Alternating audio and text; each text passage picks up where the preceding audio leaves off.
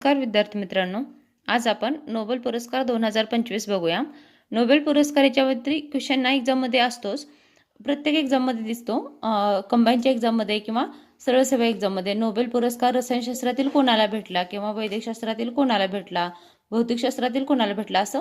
आणि आपल्याला असं लक्षात राहत नाहीत नावं, म्हणजे 3-3, 4-4 एक ह्याच्यामध्ये एकेका म्हणजे रसायनशास्त्रामध्ये तिघांना चौघांना असं भेटतो ना, मग त्याच्यामुळं तिघांना तर भेटतोच. त्याच्यामुळे ना ते लक्षात ठेवण्यासाठी सोपं जावं यासाठी ट्रिक बनवली आहे. रसायने विकून किती रीत झाला अमर, म्हणजे अशी ट्रिक बनवली आहे की तो कोणत्या शास्त्रातील आहे असंही समजलं पाहिजे.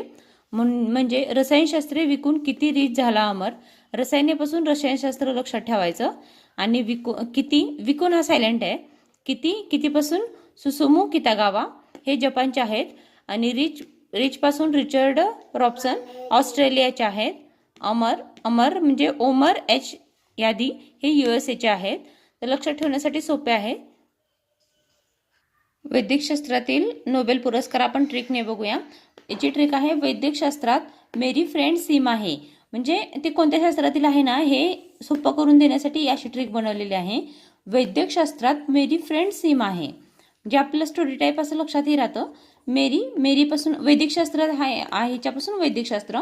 आणि मेरीपासून मेरी ब्रुको. आणि फ्रेंडपासून फ्रेंड रॅम्सडेल.